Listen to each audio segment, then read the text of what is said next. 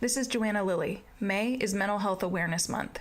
Since its inception in 1949, Mental Health Awareness Month has been a cornerstone in addressing the challenges faced by millions of Americans living with mental health conditions.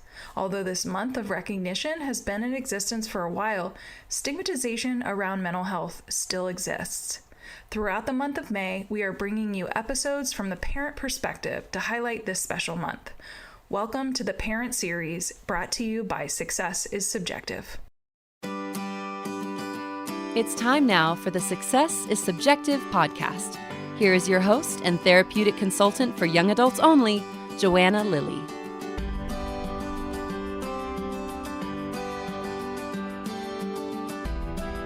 Ashley is a mom of a young adult who struggled in high school and college and eventually stepped away to get help. Her son's condition got progressively worse over time, and it became clear that traditional outpatient treatment was not enough.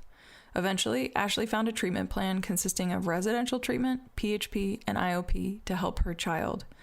It took many months of hard work by her son and the family, but today, Ashley can report that her child is much healthier than he was before. She talks about her experience navigating the treatment world and is grateful for those she met along the way that helped her child. Here's Ashley. Ashley, thanks again for being a guest on the Parent Series of the Success is Subjective podcast. Thanks for being here. If you're okay with it, let's just jump right in. And do you feel comfortable sharing a little bit of the backstory of what was going on with your child prior to exploring treatment resources? Yes, absolutely. And thank you for inviting me. I'm really happy to be here. So my son, had been struggling, I'd say, with mental health issues, really starting in high school. And but by the time high school ended, he seemed like in a really good place. And he went off to college in the fall of 2019. And college seemed to start off really well. But then by kind of the end of the first semester, he got really sick. He got mono.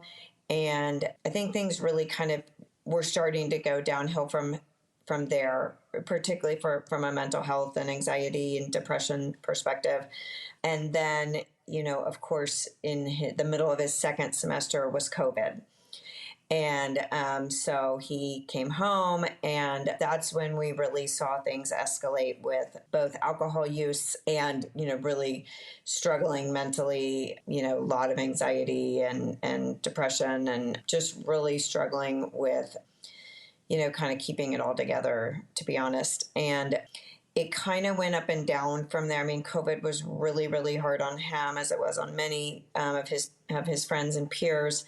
And then, we went back to school and things weren't working so well, still even after, the initial COVID period. So his sophomore year, summer after his sophomore year, we actually enrolled him in a intensive outpatient program focused on treating his alcohol use and mental health. And then he really wanted to go back to school in the fall for his junior year. And, we were really struggling with it. We knew there was a lot of risk involved with it. And we got him some good resources and a good therapist there to help support him. But by April of 2022, it just really, the wheels had come off, and it was just clear that he really needed help and needed to take time away from school so he could get the proper help that he needed for both his mental health and his alcohol use disorder. And you kind of, oh my gosh, I feel like I have so many questions to ask too, kind of going through all of this. But I think the biggest piece in all of this, if you could just kind of pull back the curtain on some of these specific, maybe moments you as a parent were concerned or experienced some of those red flags that we talk about when we talk about kind of substance use, especially with young adults, like what is quote unquote normal and experimentation, and when is it an issue. But let's just talk kind of more about your emotional experience through this process as a parent. What were some of those emotions that you experienced kind of leading up to when we needed to actually do that residential treatment? Yeah. I'd say in the beginning, my, kind of initial emotions when things, were kind of earlier in his journey, was a lot of anger, at his behavior. And, he would be intoxicated at family events or acting out. And, initially it was a lot of anger and fear and concern, of course, for his well-being. And, kind of as things went on, and obviously we would, have discussions about with him and what's happening. And, we're concerned and here's why, it just kind of, the emotions were everything from, fear, anxiety myself. I had a lot of anxiety. I mean, I was, desperately concerned for his health and his safety. And just, it was really, it felt like we were in a crisis kind of 24/7 and really walking on eggshells, depending on how he was doing, day to day. Obviously he'd have periods where things seemed okay. And it seemed like he was really like doing well. I mean, frankly, before the last month of when he dropped out from college, he had a 3.7. I mean, it was kind of heartbreaking. So the periods of up and down when you think, oh gosh, maybe this roller coaster is going to come to an end. But by the time, that we decided collectively that he needed to leave school, I mean, it had been many months of just chaos and just real fear. I mean, you're just, as a parent, you're petrified and you don't know what's going on. You're not getting, all your questions answered and you feel terribly for your child who's clearly struggling, and you feel helpless because, as much as you want to try and, hey, let's talk this through, or let's talk about why this behavior isn't helping you. And all those conversations really, never helped. They weren't enough. And so it was a really tough time in our lives. And, there's just, kind of no words for it. I mean, it's just when you're a parent and your child is really in a bad place like that, you're just struggling yourself, daily, I'd say, just to kind of, get up and every day and check on them, make sure they're alive. I mean, you have this, those fears and trying to figure out, what's the right answer? Because that's a really hard thing to know too on your own. I mean, we had no experience with this. So yeah, that's kind of the maelstrom of emotions and feelings. It just, like, hearing you talk through all of that too, I think you really hit the nail on the head for most of parent experiences, where sometimes you're just like, I literally have no way to describe this because it is a lot all at once. There's no single emotion. And as you know, especially with a parent of a young person dealing with substance use, it changes second to second, depending on how they're showing up, what's happening, how you're interpreting the experiences, how it impacts you and your values system, if you have knowledge and understanding of addiction and what's in your control. I mean, it just feels like the weight of the world is on your shoulders and you are crumbling beneath it emotionally. Yeah. But I obviously want to instill hope, right? Or a sense of like, it's not going to crush you, right? It's not going to crush everybody. But let's go back to kind of the story of like making that decision of him enrolling in a residential program. What was that transition like for you as a parent? Because we're not just talking about all of a sudden now you're kind of out of the area in a very intensive treatment experience, but there's usually some sort of kind of parallel parent like resources or component to it. So I'm just kind of curious from your perspective, how was that for you once your child actually enrolled in a residential program? Yeah, so I would say that, we were still in COVID when he went to the residential treatment center. And so there was no like family week, like we couldn't come and visit. And the resources around, like they really, to be honest, didn't have great family support at that specific program. We did have, I'd say probably 2 or 3 kind of family calls with him and one of the case managers there. I think that the thing that, at least in our experience, what we experienced with him is, that, and he was in residential for 45 days. It was a 45-day program. Those 45 days for somebody who's been really abusing, some substance, alcohol in his case, those 45 days are just to try and get the person. He quit drinking like 3 days before he went in, so he didn't need detox, so fortunately. But there's just a lot neurologically for somebody who's been, abusing a substance like that has to kind of slowly settle. And so, they're still kind of not this rational person while they're there. And so I have to be honest, even if there had been like a really healthy family program or vibrant program, I'm not sure that it would have been kind of the right time or he was in the right place to make a lot of progress there. That's really insightful, because especially when it comes to like the addiction treatment or substance abuse treatment field, we're still kind of, what is more common, especially for folks that are new to the treatment world, is this shorter term 30-day or 45-day experience. And like you said, if we've got somebody who's younger, right, the developing brain, and has been using substance heavily, I mean, sometimes they're only, like, I would describe it as the fog lifting. Yeah. Sometimes it's barely being lifted by the time they're already transitioning out of the program. And when we're quick to jump steps from the treatment experience, sometimes that's where we see the return to use, or, a relapse that was triggered by, a relationship or something. Right.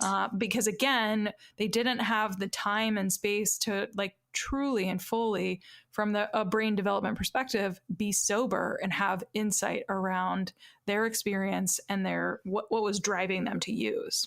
Absolutely. I mean, I believe that 100%, and, we all want like, hey, go away for 45 days and come back healed. And we all want that. We all want our children to get healthy as quickly as possible. We're Americans. We want a quick fix. We want to order something on Amazon and get it, that day.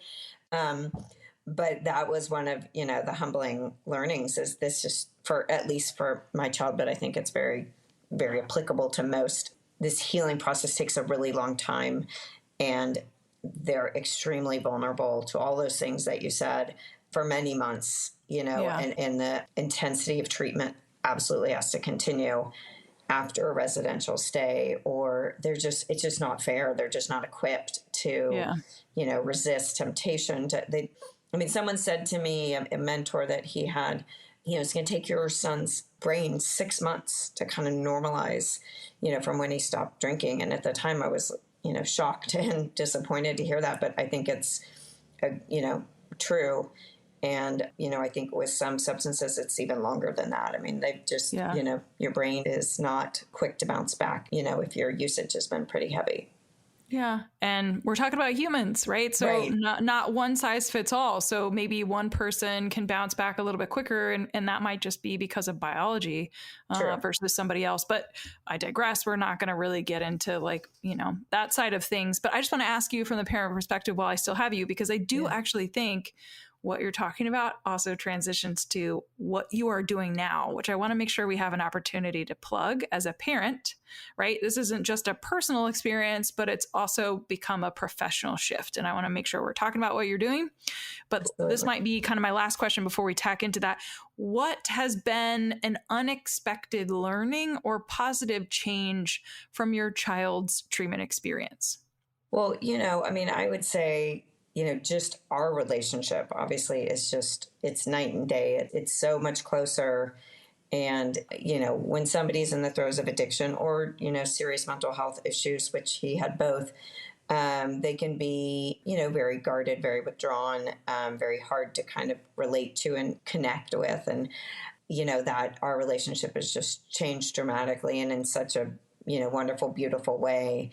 And that's just been, great. And of course, your number one goal is you want them to be healthy and happy. And, there were times in his journey when he'd say, you do this, if you make me go to this place, I'm going to never speak to you again. And, as a parent, it's like a, knife in your heart. But you say, okay, because it's fine. We went, okay, well, I'm sorry, you might feel that way, but we're still going to, have you stay and go to this place or whatever it was. So your number one goal is that they get healthy, but it's, wonderful if you can come out of the experience as a parent and as a family with a really, authentic, close connection. Yeah, that's the recovery journey for the family system. I think that's what you're alluding to, which I think is a beautiful thing. And we don't often talk about it because what we most frequently or focus our attention on is the recovery of that, who is identified as the priority family member that's been in treatment. they're the ones that need to recover. They're the ones that need to, have ongoing support or whatever. But realistically, it's a recovery for the whole family because you've been through it Absolutely. together. Absolutely. And, they say this in AA a lot, right? Like if nothing changes, nothing changes. And that applies to all of us. I mean, everybody in the family has recovery and work to do. And I view that as a lifelong journey for maybe all of us, but myself particularly. But, it's, you got to get deep down into these issues and really look at yourself and be very self-aware. And, definitely I've had, a long journey myself alongside him and really trying to figure out, as a parent, you feel so guilty and, what did I do wrong? And none of us had perfect parents before us or perfect role models. But the best you can do is, try and learn and try and be better and try and be a better parent and human. And, I think that's very important. There is a lot of focus on the one, kind of patient, but at least in our family, I think we all had a lot of work to do. Yeah. And still do.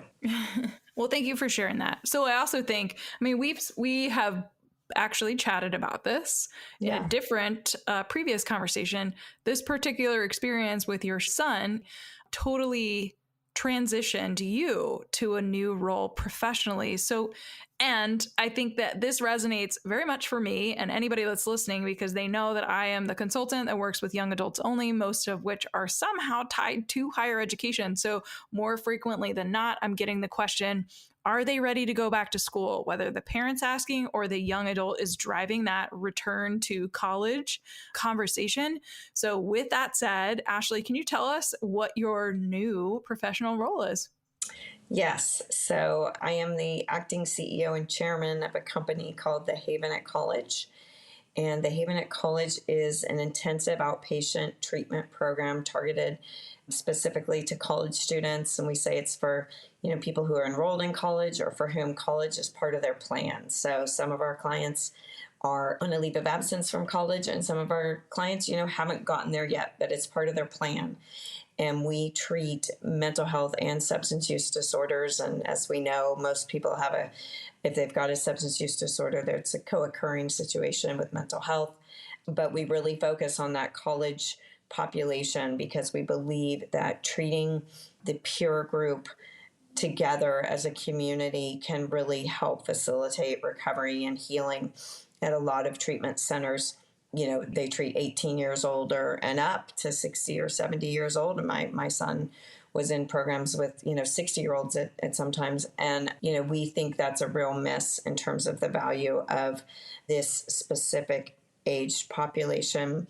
They have very specific issues. They're trying to, gain independence from their parents. They're often at a new school, away from home. They're dealing with all sorts of kind of firsts in their life with relationships and finances and all these things. And so we, as I said, provide an intensive outpatient treatment program for those young adults who need something, a higher level of treatment than you can get with a once-a-week counselor or the counseling center at a college. And so we partner with a couple of schools, but we will accept, individuals anywhere in California. We have both an in-person treatment center in downtown Los Angeles, as well as a virtual program for clients all over California. And it's typically a 6 to 9 hours a week program. And we use primarily evidence-based practices, so motivational interviewing, DBT, CBT, as well as some somatic and experiential therapies as well. All therapeutic modalities that resonate with that young adult population. So yeah, very, very impressive. And again, I'm over here, you can't see me, but I'm smiling like ear to ear because again, sometimes parents don't understand the importance of being with that developmental peer group. So I'm really excited to hear that you are the new CEO of the Haven at College. And we'll also make sure that folks that are listening, it's in the show notes. Definitely reach out to Ashley if you have if college is a part of your child's plan and they also need treatment, like you said, definitely connect with Ashley so you can learn more about your child or your young adult getting connected to the Haven at College. All right, Ashley, I have one last question, and I feel like it is very appropriate with, again, personal and professional experience. You said it earlier. Hey, when my son finally withdrew from college, he had a 3.8 or 3.7 GPA. And you were kind of like, like there was a feeling of regret or remorse or disappointment, or like, like it's like a cringeworthy experience. You're doing so well academically. How could you be struggling so poorly in other areas? Do we really have to withdraw from school?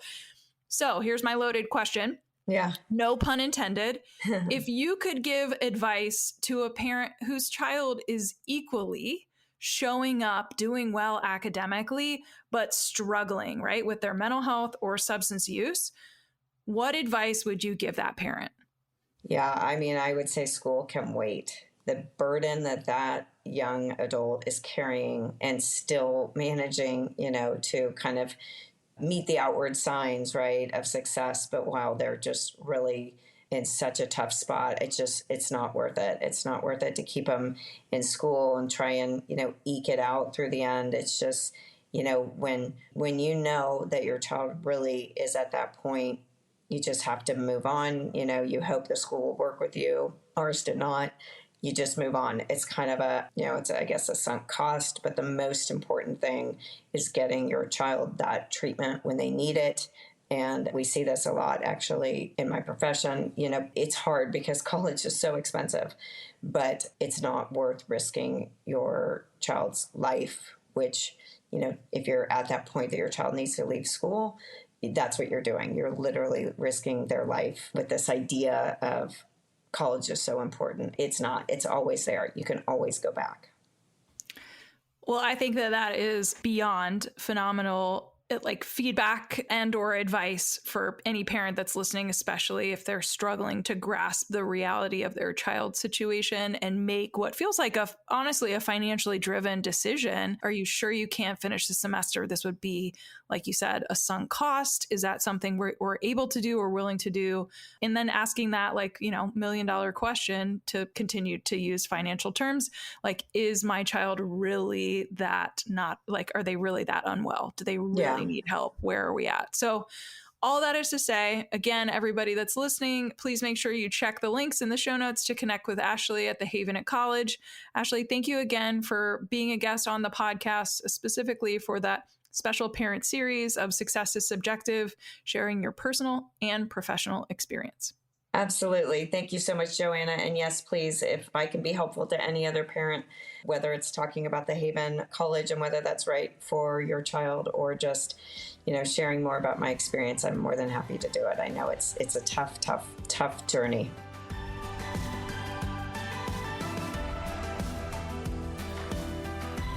That's it for this week's Success is Subjective episode. We want to thank our guests for joining Joanna on the show this week and for being willing to share your journey. This podcast would not exist if it weren't for people such as yourself. Stay tuned for our next episode, where you can bet it'll be another amazing human sharing their personal story with the world. Make sure you check out the show notes, where you will find contact information, website details, and all social media for our guest. Put a face with a voice by accessing their interview on the newly formed successissubjective.org website. If you are interested in being a guest on the podcast, you can email Joanna at joanna@successissubjective.org. Be sure to check out the collegealternative.org and lilyconsulting.com websites for additional resources outside of podcasting. If you are listening to the show on Apple Podcasts, please subscribe to the show. And while you're at it, feel free to leave a review. You can also download to listen to the Success is Subjective podcast on other popular podcast apps, such as Audible, Google Podcast, iHeartRadio, Spotify, Stitcher, and TuneIn Radio. Last but not least, Success is Subjective is listener-supported, made possible by our team and by you. You can support this podcast by joining the Patreon community at patreon.com/successissubjective. Thank you for tuning in, and remember, there is no single path through life.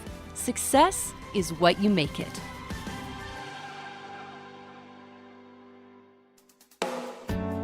Do you have a teenager or young adult who seems to have lost their way? Maybe they need help navigating adolescence, adulthood, and decisions surrounding higher education. Or maybe they have become withdrawn, their grades are slipping, or they are flat out living a reckless lifestyle, and you're concerned about their health and well-being. If this describes what your teen or young adult is facing, a therapeutic consultant may be able to help. Mental health, addiction recovery, and higher education can all be equally expensive. While information is everywhere, how do you know what option is the best one for your family? Some parents have the time to research and navigate this on their own. Some don't. If the latter applies to you, enter therapeutic consultants. Therapeutic consultants, like Joanna, listen to your family's specific needs and advocate on behalf of your loved one. TCs will research therapeutic resources, recommend treatment programs, and assist during adulthood transitions. Not being affiliated with any program, their support is completely objective and catered toward the best interest of each unique family. To find a qualified therapeutic consultant to work with, check out TCA, also known as the Therapeutic Consulting Association. Their website is therapeuticconsulting.org, all one word. Again, that's therapeuticconsulting.org. Then click the Find a Pro tab up at the top.